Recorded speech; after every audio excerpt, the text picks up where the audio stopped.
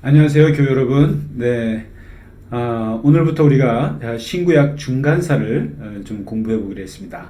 굉장히 낯선 말일 텐데요. 사실은 신구약 중간사라고 하는 것은 성경에는 없는 역사입니다. 그래서 우리가 성경 공부할 때 신구약 중간사를 보통 하지는 않는데, 특별히 우리가 예언서를 마치고 이제 역사서를 공부를 합니다. 우리가 이제 성경에서 역사서를 공부한다고 하면은 사사기부터 이제 이스라엘이 멸망할 때까지의 역사를 공부하게 되는데, 이번 학기는 특별히 한 특강 형식이 되겠습니다만은 성경에는 없는 신구약 중간사, 이스라엘이 완전히 망한 다음에 예수님이 오기까지의 그야말로 구약의 마지막 장이 말라기잖아요. 말라기에서 또 마태복음 1장까지 넘어가는데 넘기는 데는 1초밖에 안 걸리지만 그 1초의 기간이 실제 역사는 400년이라고 하는 시간이 있습니다. 그래서 사실 신약에서 많이 나오는 그런 단어들이나 또 배경들이 사실은 구약 성경에서는 찾아볼 수 없는 게 많이 있습니다. 그게 예를 들면 회당이라든가 또 무슨 바리새인이라든가 또 무슨 서기관, 율법사, 랍비 이런 말들이 사실 구약에는 없습니다. 그래서 구약만 보고 바로 신약으로 넘어가면은 신약에 있는 그 배경이 이해가 안 될 때가 있습니다. 근데 그것들이 사실은 신구약 중간사 그 400년 동안에 만들어진 그러한 배경들이기 때문에 그렇습니다. 그래서 신구약 중간사라고 하는 것은 첫째, 성경에 없는 가려진 역사입니다. 그래서 우리가 잘 관심 있게 보지 못하는 부분이기도 하고요. 두 번째는 신약 성경의 배경사가 됩니다. 그래서 방금 말씀드렸다시피 왜 예수님 당시에 그렇게 안식일을 강조했을까? 왜 사람들이 할례를 가지고 그렇게 논쟁을 했을까? 그것이 사실은 신구약 중간사에서 다 형성된 것들이기 때문에 그렇습니다. 그리고 세 번째로는 이 신구약 중간사는 메시아 대망사라고 할 수 있습니다. 이제 완전히 이스라엘이 망하고 그리고 메시아가 언제 올까? 그러면서 생겨난 것이 묵시문학이고 다니엘서가 대표적인 거죠. 그러한 면에서 그러한 메시아를 구체적으로 기다리는, 왜 기다려야 될 수밖에 없는지에 대한 역사들이 신구약 중간사에 숨겨져 있기 때문에 그렇습니다. 그래서 신구약 중간사는 아주 중요하고 또 우리가 한 번쯤은 꼭 공부하고 넘어가면 좋습니다. 먼저 신구약 중간사를 공부하기 전에 먼저 구약 성경의 역사가 한 8개의 시대가 있습니다. 간단히 요약해드리면 창세기에 아브라함과 이삭과 또 야곱과 요셉 4명의 족장들이 나오죠. 이 시대를 족장시대라고 합니다. 민족이라고 볼 수는 없고요. 그리고 이제 모세가 등장할 때 40년 동안 출애굽하는 것이 있는데 그것이 최초로 민족으로서 태동된 광야 시대가 있습니다. 40년짜리 역사고요. 그리고 세 번째 역사가 여호수아가 가나안 정복했던 한 20년, 30년의 역사, 가나안 정복 시대가 있습니다. 그리고 이제 여호수아가 죽고 나서 네 번째 역사가 바로 사사 시대가 옵니다. 한 300년, 400년 되는 역사인데 한 13명 정도 되는 사사들이 나라를 다스렸을 때입니다. 그리고 이제 다섯 번째 오는 시대가 바로 왕정 시대가 오는데 왕정 시대는 이제 두 개로 나눠지죠. 첫째는 사울 왕, 둘째는 다윗 왕, 셋째는 솔로몬 왕. 그래서 세 사람이 남북을 다 통일했을 때 다스렸던 통일 왕국 시대가 있습니다. 이때가 40년, 40년, 40년, 120년의 역사가 진행이 됩니다. 그래서 이스라엘 왕의 모델이 바로 다윗 왕이고 메시아는 이 다윗에게서 나온다. 그래서 이스라엘 사람들이 가장 정통적인 왕정 국가라고 생각했을 때가 다윗 왕정입니다. 그러나 이제 솔로몬이 죽고 나서 나라가 두 개로 갈라지죠. 그래서 이제 여섯 번째 시대가 오는데 그 시대가 바로 분열 왕국 시대가 도래하게 됩니다. 그래서 북쪽으로 이스라엘이라는 나라가 생기고 남쪽에는 유다라는 나라로 갈라집니다. 그래서 북쪽에는 12지파 중에 10지파가 따라 나가게 되고 다윗 왕조를 유지했던 남유다는 유다 지파와 베냐민 지파 두 지파로 나눠서 나라가 갈라져서 서로 갈등하고 충돌하고 때로는 협력하기도 하는 그런 남북 시대가 오는데 북이스라엘은 정통성이 없다 보니까 수많은 쿠데타를 통해서 210년 정도 버티다가 북쪽의 그 제국이었던 아수르 제국으로부터 이제 멸망을 당하게 되고요. 그리고 이제 남유다는 아수르 제국 속에 들어간 북이스라엘과 계속 이제 접해 있으면서 위험한 시대를 한 150년을 더 버티다가 이제 새롭게 떠오르는 바벨론 제국이 의해서 이제 망하게 됩니다.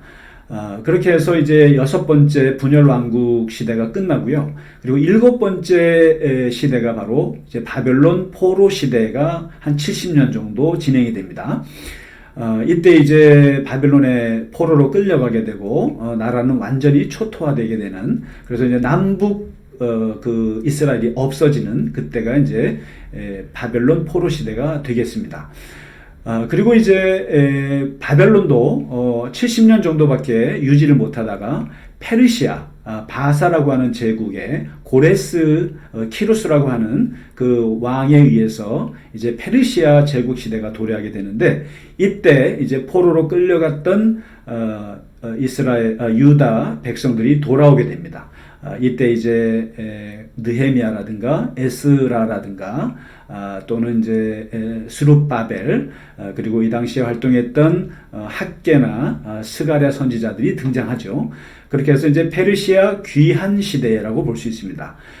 이렇게 해서 8개의 시대가 족장 시대, 광야 시대, 가나안 정복 시대, 사사 시대, 통일 왕정 시대, 또 분열 왕정 시대, 그리고 바벨론 포로 시대, 페르시아 귀한 시대까지 해서 8개의 시대가 구약 성경에 나오고 있습니다. 그러면 이제 페르시아에서 돌아오고 나서부터 이제 구약 성경이 끝이 나고요. 그리고 이제 신약으로 가기 전까지의 이제 시대를 우리가 신구약 중간 시대라고 말하는데, 대표적인 제국으로 말할 것 같으면 페르시아 제국이 끝나고 헬라 제국이 등장합니다. 여러분, 예수님 당시에 그리스어 그리고 로마 제국 하에 있었지만 그 헬라어가 같이 쓰여질 정도로 헬레니즘이라는 문화가 예수님 당시에 굉장히 중요한 문화였는데, 바로 그것이 신구약 중간 시대에 등장합니다. 바로 알렉산더 대왕이 세운 헬라 제국이 등장하고요. 그 다음에 이제 알렉산더가 죽고 나서 나라가 4개로 갈라지면서 제국이 이스라엘 유대 땅은 다시 이제 프톨레미 왕조라고 하는 그 왕조에 한 100년 정도 귀속이 되고요. 그러다가 이제 셀류코스라고 하는 왕조에 또 귀속이 됩니다. 그렇게 해서 헬라 제국은 알렉산더 시대, 그리고 프톨레미우스 왕조 시대, 그리고 셀류코스 왕조 시대를 거쳐서 4번째로 유대가 독립했던 역사가 있습니다. 바로 마카비 혁명이라고 하는 아주 유명한 혁명인데, 마카비 시대 혹은 하스몬 왕조 시대가 한 100년 정도, 유일하게 어떻게 보면 참 보기 드물게 유대인이 왕이 돼서 나라를 다스렸던 유대 독립 시대가 한 100년 정도 진행이 됩니다. 그러다가 이제 마지막으로 로마가 이제 등장하면서 그 마카비 가문 또는 하스몬 왕조 시대도 막을 내리고 다시 로마 제국으로 또 귀속이 되면서 나라가 다시 또 식민지로 들어가게 되는, 그때 이제 예수님이 등장하게 되고, 그리고 로마 시대 그 부분, 예수님 직전에는 바로 헤롯 대왕이라고 하는 우리가 잘 아는 그 왕이 등장하게 됩니다. 그래서 신구약 중간사의 역사는 이제 알렉산더의 헬라 제국, 그리고 프톨레미우스 제국, 그리고 셀류코스 제국, 그리고 마카비 시대, 그리고 로마 시대, 헤롯 왕 시대까지 해서 5시대를 다루게 되겠습니다.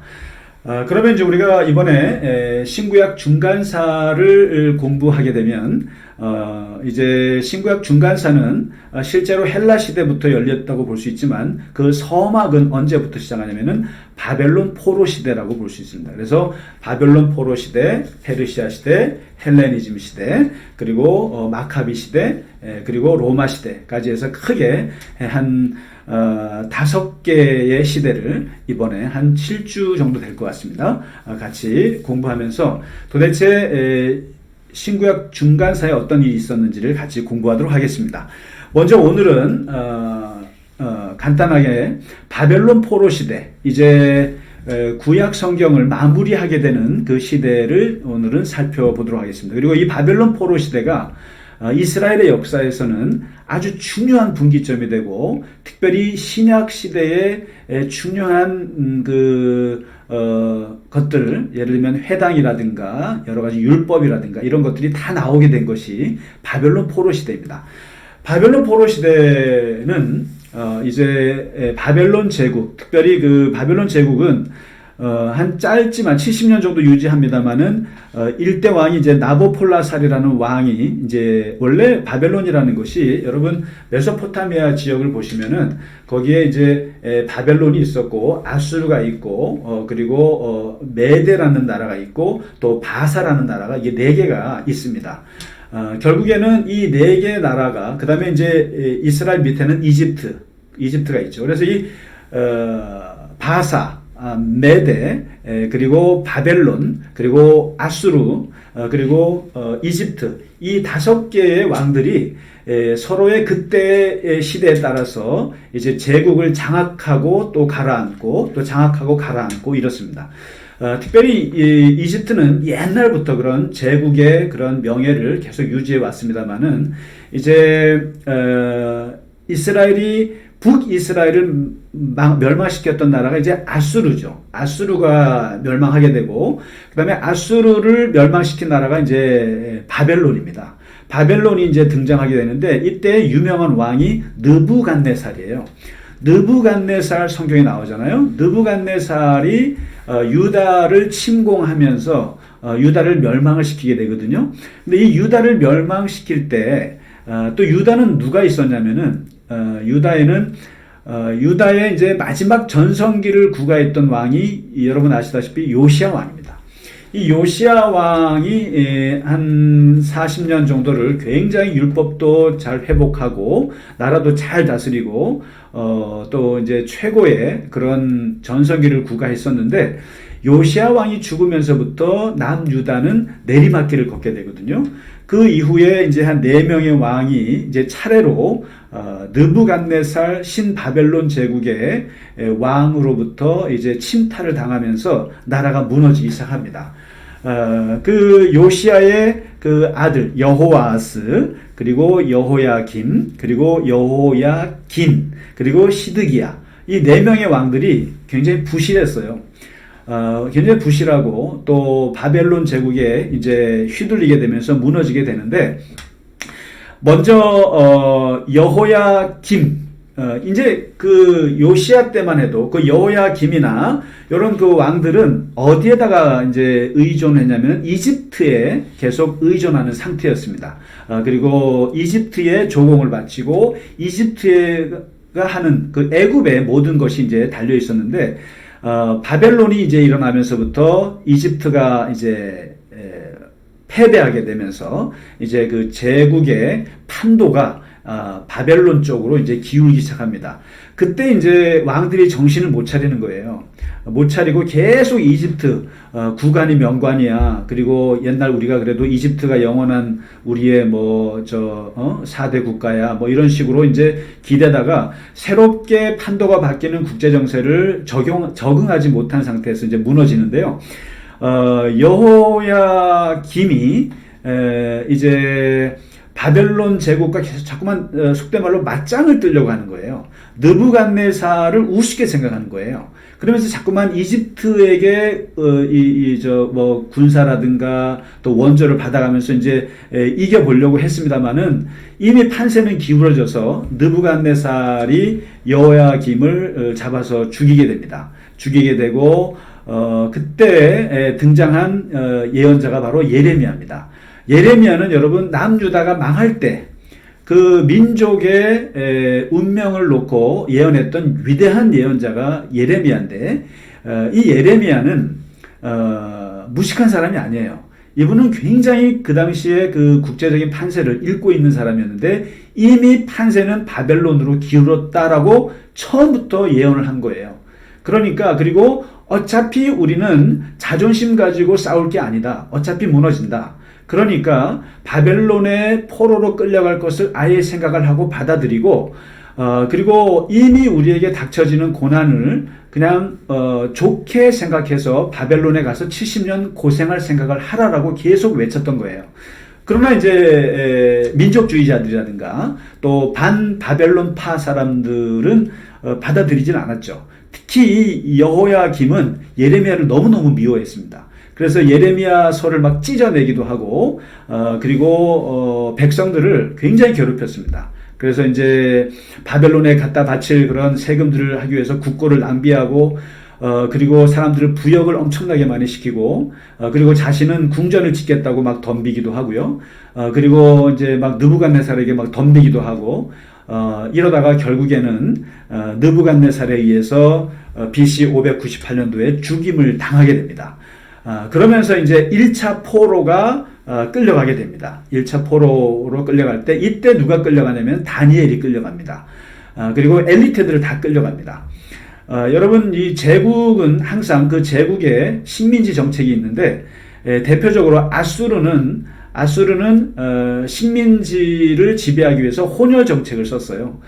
그래서 이제 북이스라엘을 멸망시켰잖아요. 그래서 그 북이스라엘 중심이 사마리아인데 사마리아에 에돔 사람, 암논 사람 그리고 자기네 사람들 다 집어넣어서 피를 섞어버립니다.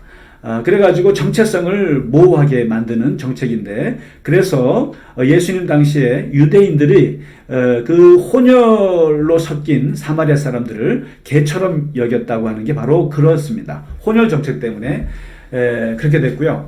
근데 바벨론은 어떤 정책을 썼냐면 인질 정책을 썼습니다. 가장 똑똑한 사람들을 자기의 제국으로 데려가서 교육을 해서 식민지를 다스리는 그런 정책을 썼습니다. 그래서 이제 1차 포로에 끌려간 BC 605년도에 이제 1차로 포로들이 다 끌려갑니다. 이때 다니엘과 세 친구들이 끌려가게 되고 많은 사람들이 끌려갑니다. 그 다음에 이제 두 번째 그 여호야김이 그렇게 끌려가고 나서 그 아들 여호야긴이 18살에 이제 왕이 되는데 얘는 3개월 만에 이제 항복을 하게 됩니다. 그러면서 여기에서 2차 포로로 끌려가게 되는데 이때는 여호야긴과 그들의 부인과 그의 부인들과 고관 대작들 그리고 군인들, 기술자 또 대장장이 같은 그야말로 엘리트 그리고 아주 필요한 사람들, 머리 좋은 사람들만 1만 명이 2차 포로 시기에 끌려가게 됩니다. 이때 끌려간 사람이 누구냐면 에스겔 선지자가 되겠습니다. 끌려가게 되고요. 그리고 이제 나서 누가 왕이 되냐면은 여호야긴의 삼촌 시드기야라고 하는 사람이 이제 왕이 되는데요. 이 사람은 이제 사실은 요시야 왕의 이제 셋째 아들이 되죠. 그러니까 이제 이 시드기야가 왕이 되는데 이 시드기야도 굉장히 판단을 못하는 거예요. 이 사람도 이제 바벨론의 눈치를 보다가 계속 뭔가 바벨론으로부터 독립을 해보려고 애를 쓰고 특별히 백성들 사이에서는 광신적인 애국주의자들이 너무 많았어요. 우리는 그래도 이집트를 의지하면서 그리고 반바벨론 그런 무장 봉기 같은 거를 이제 시도하고 그러면서 이제 계속 느부갓네살 왕에게 이제 반기를 들다가 결국에 분노한 느부갓네살이 쳐들어와서 이번에는 예루살렘 성전까지 파괴합니다. 드디어 솔로몬 성전이 한 300년, 400년 가다가 BC 586년, 이 BC 586년이 이스라엘 역사에 아주 중요한 해입니다. 유다 멸망의 해라고 말할 수 있습니다. 성전이 파괴되고 예루살렘이 완전히 약탈이 되고 엄청난 여자들과 아이들이 고아로 보내지고 남자들은 죽임을 당하는 완전히 초토화됩니다. 그리고 시드기야 왕은 어떻게 되냐면은 느부갓네살에게 대들었다는 이유로 본인이 보는 앞에서 아들들이 죽어나갑니다. 그리고 아들들이 죽고 나자 시드기야의 눈을 뽑아서 바벨론으로 포로로 끌려가게 됩니다. 이때가 바로 3차 포로로 끌려가게 되는 때입니다. 이름으로써 이제 유다는 완전히 느부갓네살 바벨론 제국으로부터 이제 초토화돼서 끝나게 되고요. 총독이 등장하는데 그 총독이 바로 그달리아입니다. 그달리아 총독은 여러분 아버지가 그 예레미야의 목숨을 구해줬던 사람이고 또 할아버지 사바는 요시야 때 국무 대신을 했던 사람입니다. 그리고 본인은 시드기야 때 총리를 했던 사람인데 이 사람은 나름대로 친 바벨론파에 속했던 사람입니다. 그러니까 이제 총독으로 바벨론에서 세운 거죠. 그런데 여전히 이 그달리아 총독이 한 1년도 못 가서 반 바벨론주의자 이스마엘이라는 사람에게 암살을 당하게 됩니다. 그렇게 되니까 이제 느부갓네살이 다시 바벨론의 아주 잔인한 보복과 진압이 이제 따르게 되고 이때 사실은 또 4차 포로로 이제 끌려가게 되기도 합니다. 완전히 이제는 철저하게 느부갓네살이 예루살렘을 파괴하게 되고 재건이 불가능할 정도로 그렇게 초토화 시켜버립니다. 그래서 이제 이때부터는 본토 땅, 그 예루살렘 땅에는 남아있는 사람들이 별로 없고 여기에는 그야말로 능력 없는 사람들, 가난한 사람들, 농사 짓고 양치기 하는 사람들만 남아있게 됩니다. 그리고 이제 이때 사람들이 다 바벨론으로도 포로로 끌려가지만 또 이집트로도 도망갑니다.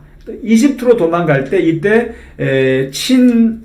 반바벨론파 사람들이 예레미야를 끌고 이집트로 가게 됩니다. 그래서 예레미야가 이집트에서 죽음을 맞이하게 되죠. 그리고 또 에돔이나 암몬이나 주변의 나라들로 다 도망가게 돼서 도피하게 돼서 이스라엘 본토 땅에는 사람이 얼마나 없어지냐면은 요시야 왕 때 25만 명이었거든요. 그런데 이제 바벨론 포로기가 다 끝나고 돌아왔을 때 그러니까 100년이 지난 다음에 보니까 2만 명도 채 되지 않을 만큼 인구수가 완전히 줄어들게 돼서 본토는 그렇게 이제 예루살렘이 그렇게 초토화되고 또 정말 황폐하게 된 땅이 된 거죠. 바로 이제 이렇게 해서 그 이스라엘이 유다가 이제 포로로 끌려가게 됩니다. 끌려가게 되고 그리고 이제 바벨론 포로 시대가 열리게 되는데요. 그러면은 이스라엘 사람 남유다 사람들이 이제 바벨론에 가서 그럼 어떻게 살았느냐? 엄청나게 고생을 했죠. 엄청나게 고생하고 그리고 그곳에서 굉장히 힘들었죠. 그런데 거기에 가서 그렇다고 해서 그 사람들은 무슨 수용소에 아우슈비츠 수용소 같은 데 갇히거나 또 엄청난 노동을 하거나 또는 그곳에서 막 그 착취를 당한 건 아니었습니다. 나름대로 살만했습니다. 가서 바벨론 강가에 터를 잡게 해주고 공동체를 이루게 해주고 그리고 가족들과 함께 살게 해주고 거기에서 유대인들 공동체가 형성이 되도록 나름대로 자율적으로 해줬습니다. 그리고 이제 다니엘이라든가 이런 사람들은 그 왕의 왕궁에서 그런 훈련을 받으면서 나름대로 비록 좀 포로 시민이지만 나름대로 그 제국에서 성공한 사람들도 이제 나오기 시작합니다.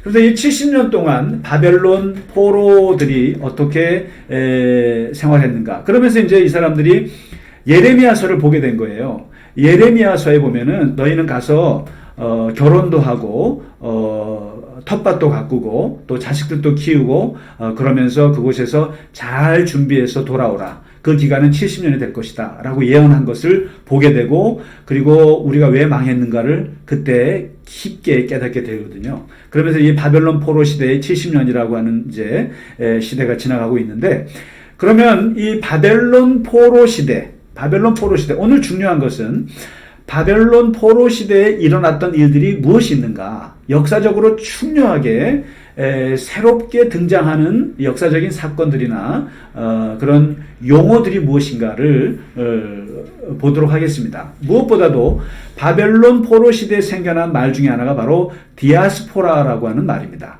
여러분, 디아스포라라고 하면은 잘 아실 거예요. 이게 바로 해외 유대인입니다. 해외 유대인. 디아스포라 유대인. 그래서 이제 이때 해외로 많은 사람들이 이제 떠나가게 되면서 생긴 말이 디아스포라인데, 바벨론이나 이집트나 또 모압이나 에돔이나 암몬 세계로 흩어져 가게 되면서 디아스포라라는 말이 등장하게 되고요. 그리고 이 디아스포라의 반대말이 뭐냐면 바로 암하레츠라는 말입니다. 암하레츠는 바로 아까 말씀드렸듯이 예루살렘에서 포로로 끌려가지 않고 그 땅에 남아있는 원주민들을 암하레츠라고 말합니다. 그야말로 시체말로 못난 사람들이죠. 그러니까 능력 없는 사람들, 힘없는 사람들, 가난한 사람들, 이런 사람들을 암하레츠가 있고, 떠난 사람들을 디아스포라라고 하는 거죠. 그리고 이제 이때 생겨난 두 번째 말이 있는데, 그게 바로 유대인이라는 말입니다. 유대인.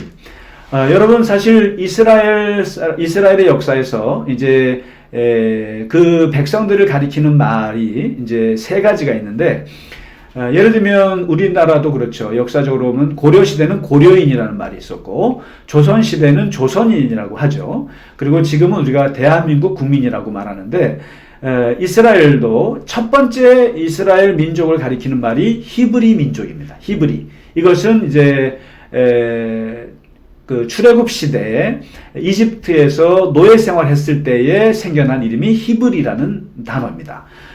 그 다음에 이제 그 이스라엘이 독립을 하고 나서, 출애굽을 하고 나서 나라를 가나안에 세우고 나서 생겨난 이름이 바로 이스라엘입니다. 이스라엘 민족, 이렇게 했었죠.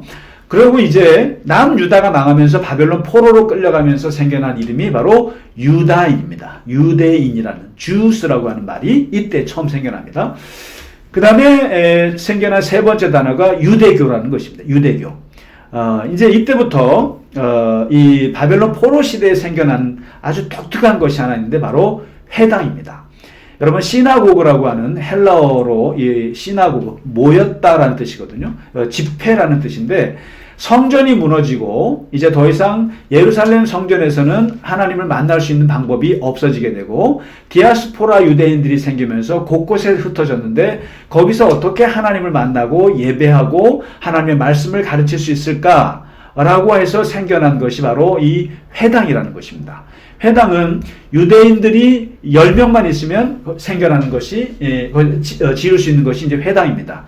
그래서 여러분, 성경에 보면은 예수님이 교회는 내 이름으로 2명 이상이 모인 곳에는 거기는 내가 함께 하겠다라는 말씀이 있죠. 그러니까 이게 회당의 모임 인원과 지금 맞춘 거예요.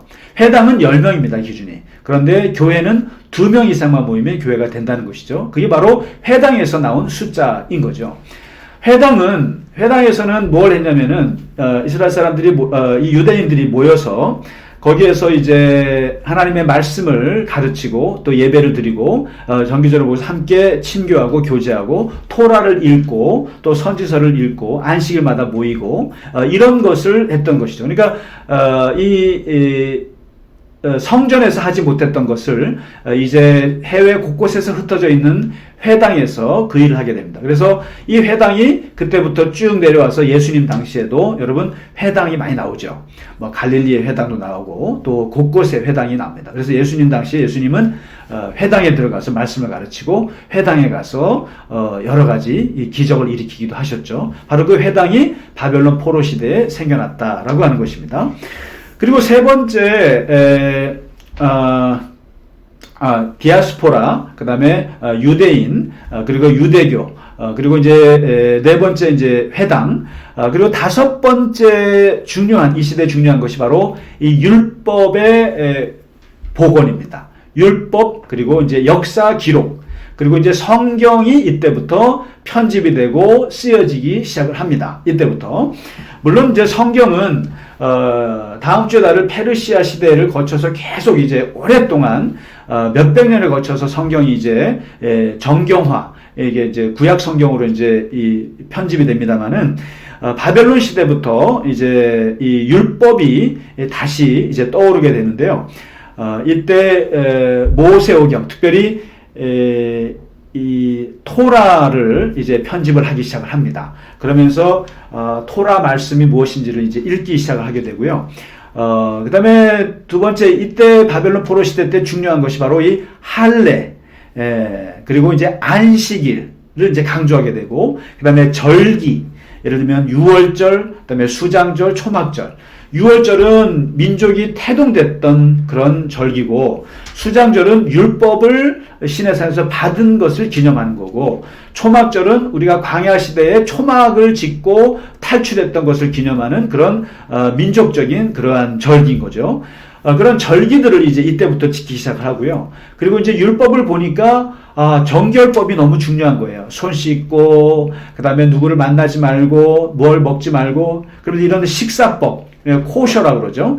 그런 것들이 등장하게 되고, 그 다음에 율법 토라를 소리내어서 회당에서 읽게 되는, 그러면서 이 율법 기록과 또 역사 기록을 이때부터 하기 시작합니다. 우리 민족이 왜 망했는가? 우리 민족이 왜 이렇게 됐는가? 율법을 떠나서 그렇다. 우상을 숭배해서 그렇다. 이런 것들을 이제 율법서를 다시 회복하기 시작합니다. 그래서 바벨론 포로를 살던 사람들이 이때부터 안식일을 굉장히 강조하게 되고요.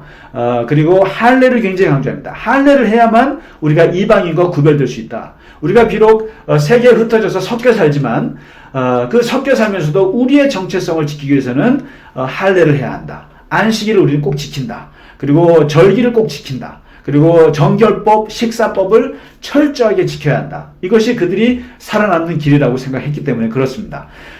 그리고 이제 여섯 번째로 바벨론 포로 시대에 생겨난 새로운 일자리가 생겨납니다. 새롭게 이제 부각하게 되는 직업이 등장하는데 그것이 바로 서기관입니다.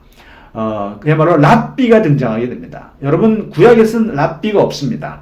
랍비가 바로 이 신구약 중간기, 그야말로 이 바벨론 포로 시대에 랍비가 등장하게 되는데, 왜냐하면 이제 그 다음에 이제 왜냐하면 성경 말씀을, 토라의 말씀을 누군가 해석해 줘야 되잖아요.